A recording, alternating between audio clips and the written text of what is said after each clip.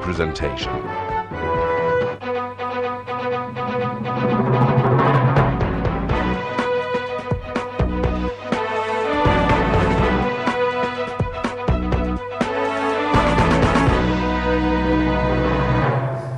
Well, a very good morning and a warm welcome to our midweek edition of A View from the House. My name is Thabo Mbeki. Now, South Africa has become a leading role player in international politics, and events unfolding at Parliament today once again illustrate the important place that South Africa has assumed in the gallery of nations. This afternoon, the National Council of Provinces and the National Assembly will hold a joint plenary sitting to congratulate as well as take leave of Home Affairs Minister Dr Nskosazana Dlamini Zuma on her election as the chairperson of the African Union Commission. We'll be talking to her deputy, Ms. Fatima Chohan, to share with us her thoughts on the legacy that Dr Dlamini Zuma leaves behind when she goes to Addis Ababa. Now, one of the guests in the public gallery will be the Speaker of the Japanese legislature, Mr. Takahiro Yokomichi, who arrives in Cape Town today for an official visit to Parliament. We'll also talk to the Chairperson of the National Council of Provinces, Mr. Mnino Mahlangu, about South Africa's presidency of the Commonwealth Parliamentary Association and next year's Commonwealth Parliamentary Conference, which will be held in South Africa. Now, this afternoon Parliament will have a joint sitting of both houses to honor Dr Nkosazana Dlamini Zuma on her appointment as the chairperson of the African Union Commission. The sitting will be preceded by a special sitting of the Home Affairs Portfolio Committee, which will pay tribute to the outgoing minister.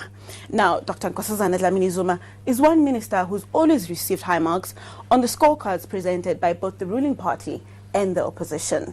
She served as cabinet minister in 3 portfolios, namely health under the Mandela presidency, foreign affairs in the Mbeki era, as well as home affairs in the Zuma cabinet since May 2009.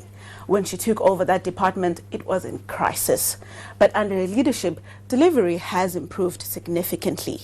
The reliability and safety of official documents has also increased noticeably. Citizens also no longer have to wait long periods for personal documents like passports and IDs. Now, to talk to us about her achievements, we're joined by the Deputy Minister of Home Affairs, Ms. Fatima Chohan. Good morning, ma'am, and thank you for joining us. Good morning. What kind of legacy does Dr Nkosazana Dlamini Zuma leave in the department? Well, it's very difficult to describe her legacy in just a few words.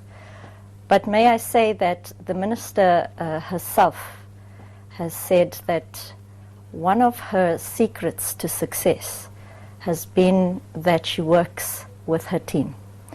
And for us in Home Affairs, we have been greatly honored to have been led by somebody with her fierce intellect, her absolute integrity, and her work ethic, which is second to none.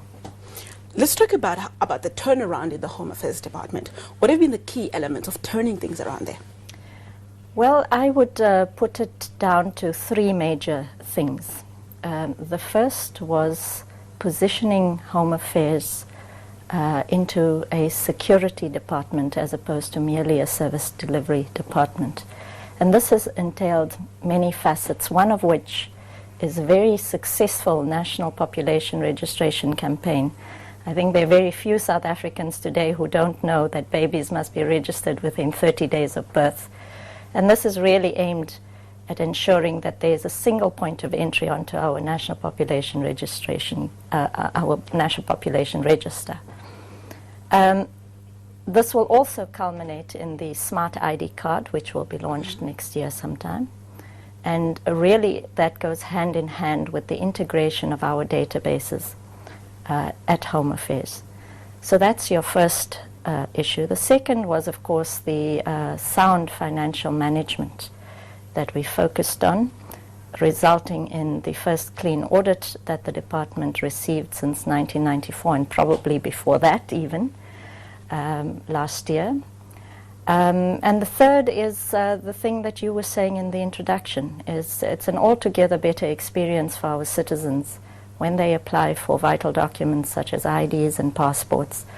The turnaround time is much quicker, and of course the integrity of those documents are much better. And that has to do with us prioritizing and streamlining the processes, the various processes that culminate in the production of those documents. There's a notable role that she's played in the department. There's been worries about whether she'll be lost to South Africa once she goes to the AU. What's your view on that? I think she will not be lost, firstly. I think she is just simply going to be operating at a different political terrain. And I think that her work is going to very significantly influence everything that we do as South Africa and also our international relationships. One of the things that we have to stop doing in this country is to think of ourselves as an island on this continent.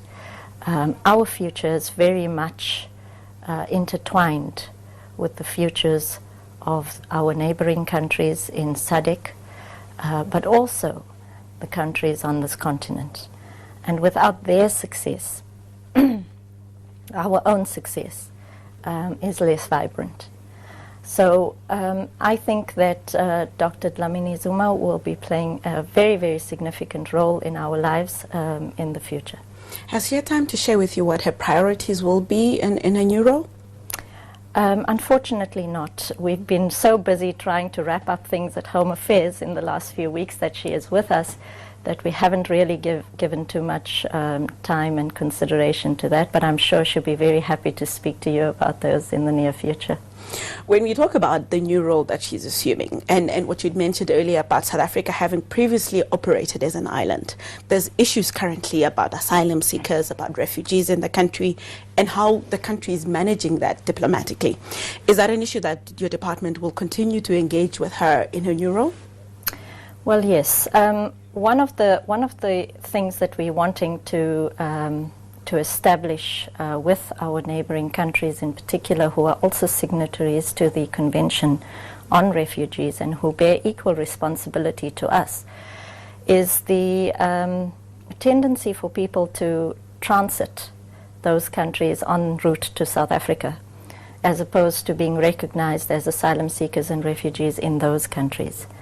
And we believe that that is a very, very crucial endeavor for the African continent to embark on, as the European countries have also done.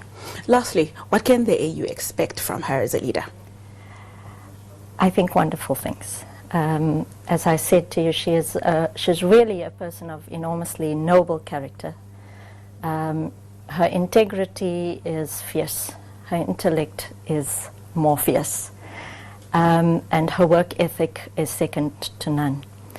And I think that she will bring to the AU all of the best qualities that we have seen of her in Home Affairs now, but in Foreign Affairs and Health prior to that. And I really am quite excited for Africa and the AU in particular. Ma'am, thank you very much for joining us this morning. That's the Deputy Minister of Home Affairs, Ms. Fatima Chohan, talking about the legacy that Dr. Nkosazana Dlamini Zuma leaves behind at the Home Affairs Department when she takes up her new position as Chairperson of the AU Commission. Now we'll go to a commercial break shortly. After the break, we'll talk to the Chairperson of the NCOP, Mr. Mnino Mahlangu, who is also the newly appointed Chairperson of the Commonwealth Parliamentary Association. Stay with us.